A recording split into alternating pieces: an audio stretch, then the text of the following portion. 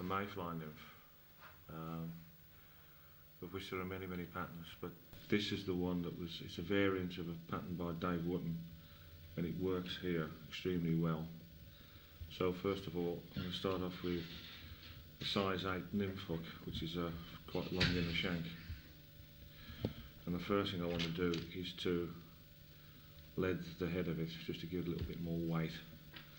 And this is quite a handy tip. If you just wind the lead wire around the hook first, don't bother tying it in. Just a couple of turns, like so. And then with some golden olive thread, just take a few turns in front, go through the body of it, and then a few turns behind, then come back up. And that lead is now locked in, and that won't move.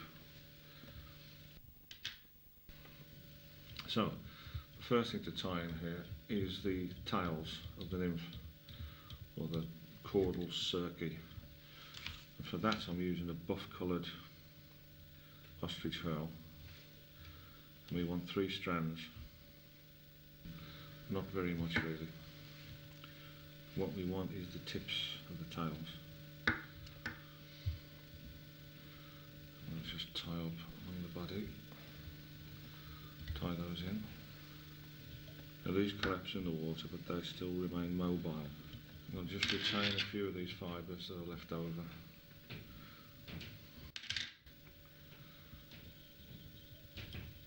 We take the thread back to the tail again. And the next thing we tie in is some very fine oval gold tinsel.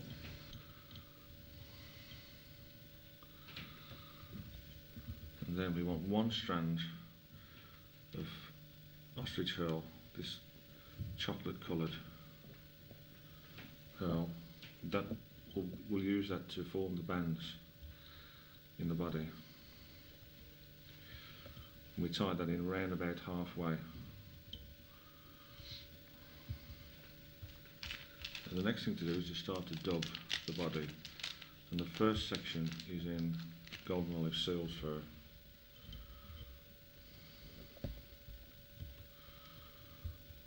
And we're just going to put the extreme end of the fly in.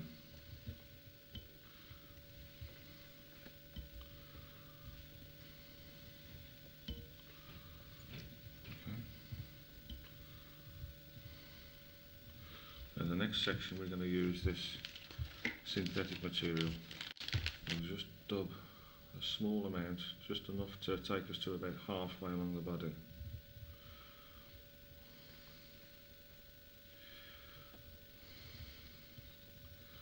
This just gives it a little bit more life, a little bit more sparkle.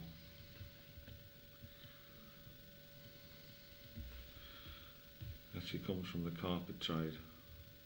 You just cut a length of it, chop it up into small pieces, tear it apart, and we use this as the dubbing material.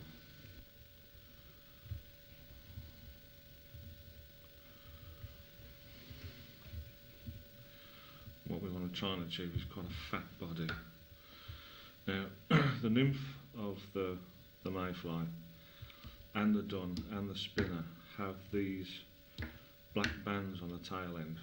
These we're going to form with our chocolate brown herls, and we'll just tie that in now. Then the next thing to do is to tie in a couple of strands of the buff ostrich herl that we used before. Finish off the dubbing for the body.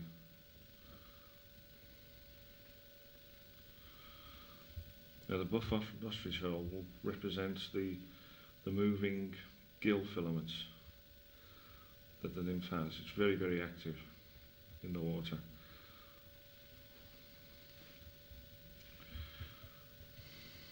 And again we want to make this really chunky fat body. And we take the herls through.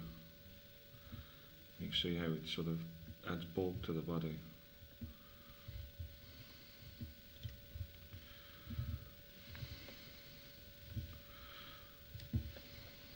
what we now do is rib up the whole of the body that we've made so far in the opposite direction to the layers that went on. So this is going anti-clockwise. We just rib through the whole of the body up to the head end where we've leaded and tie that in.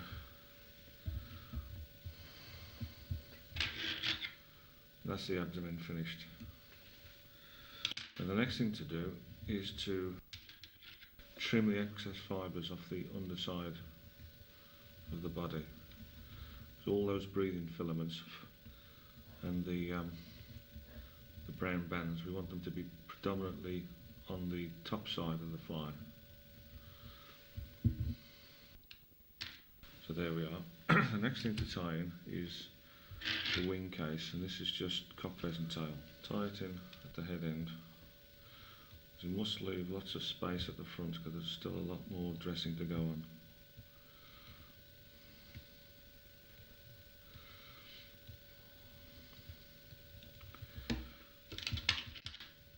Now, as with most nymphs, the head, or should I say the thorax, is usually quite a bit darker than the abdomen. And for this we're going to use an amber coloured seal's fur, just to give it a little bit of variation, a bit of darkness, a bit of life. And again, we want to build up quite a big fat body, because these nymphs are very, very large compared to others, as you'd expect, because the fly is so big.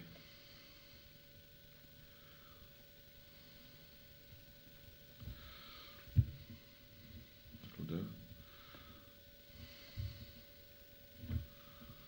We bring the wing case over the top.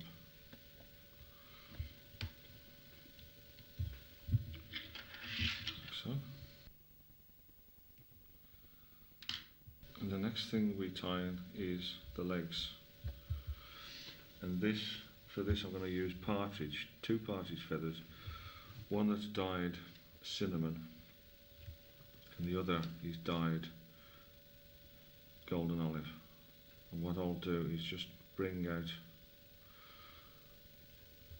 a V shape out of the tip of the feather and just break that off, so that we've got a pad which is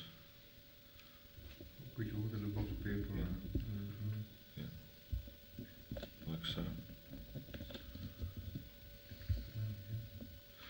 And we'll do the same thing with the golden olive dyed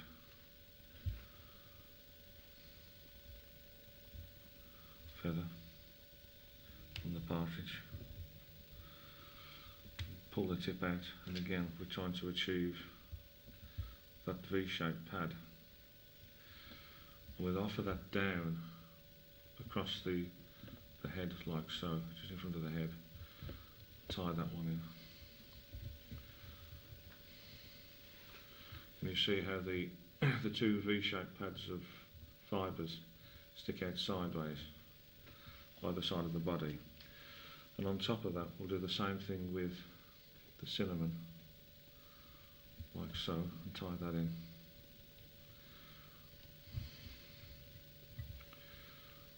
Pull that out slightly.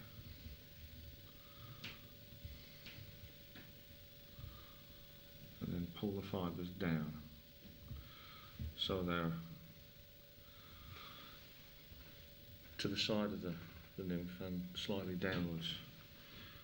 Once we've got that satisfactory, then we cut the surplus off. And the last thing to go on is just another small pad in front of those legs of golden olive seal's fur.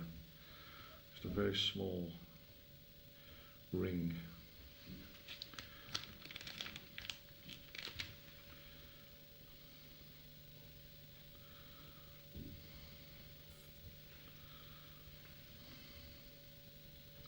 Doesn't have to be very much. That'll be enough. And we pull all those fibres out build up a small head.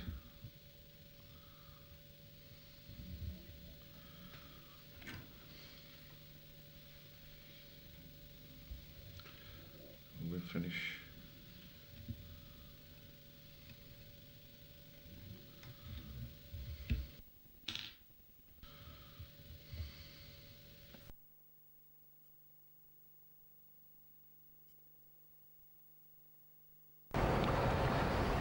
I'm sure these trout cruise around too, but if they get enough food in one place, they'll hold station. But in an area like this, they'll cruise around along the edge of the drop-off. If he's there now, that fly is in dire danger of being gobbled up.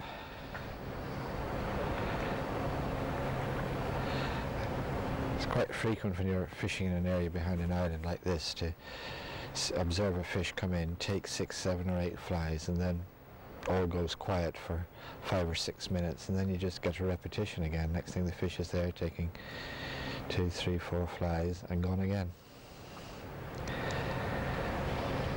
There he is. There he was.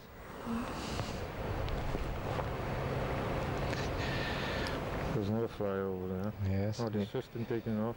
And he's taking it. Yeah. Yes, that was nice. We just saw his flanks there in the sun. Well, this is exactly what a dry fly fisherman would be looking for. A small percentage of mayfly get stuck in the shuck as they emerge, and of course they're very vulnerable to trout as they try to wriggle free of the shuck. And a lot of fly imitations, that's what a lot of people say the wolf does, is it imitates the fly trying to wriggle free of the shuck.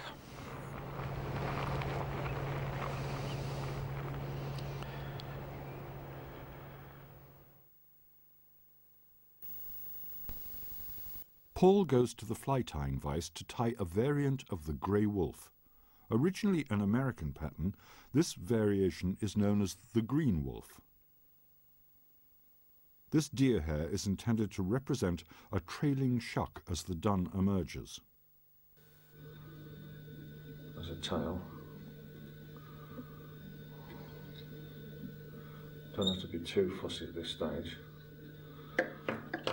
Trim off all the excess fibres.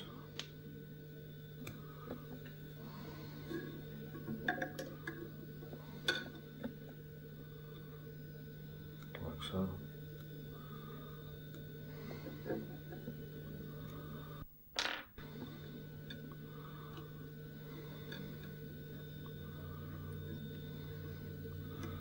And the next thing to tie in are the wings, which I'm going to use yellow bucktail.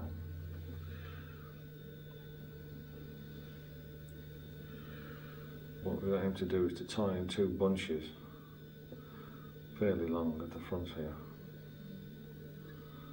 Just tie that in fairly roughly for now. Trim the excess off.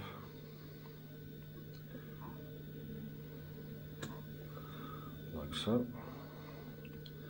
At the moment it looks like nothing on earth.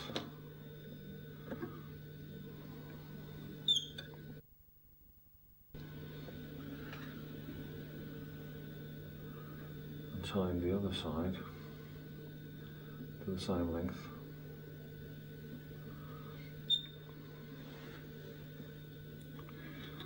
Very roughly tie that down.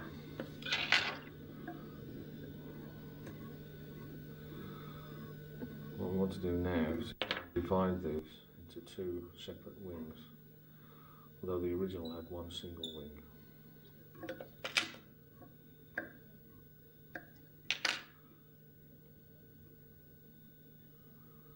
And just do a figure of 8 with the thread,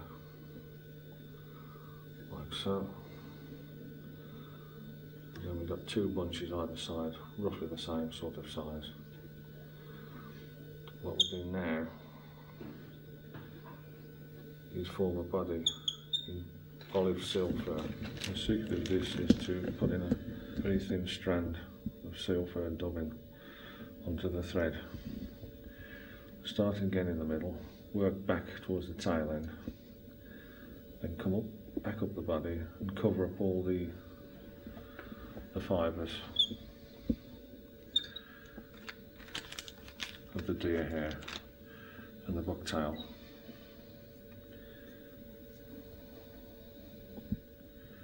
If you want to, you can put a rib into this just for extra security.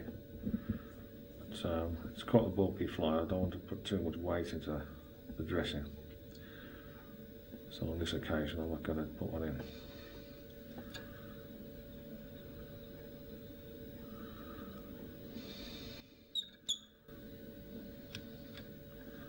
Okay.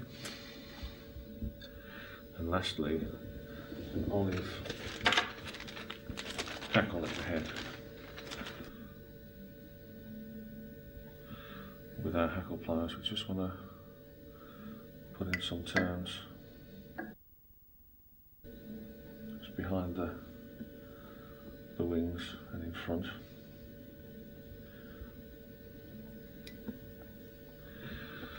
If we can, we can coax it in between the two just to separate the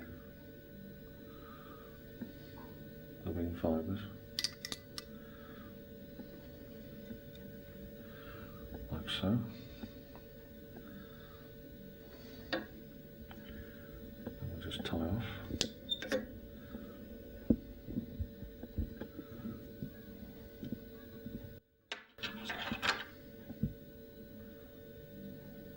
trim this saddle down, like so. And lastly, just quick finish.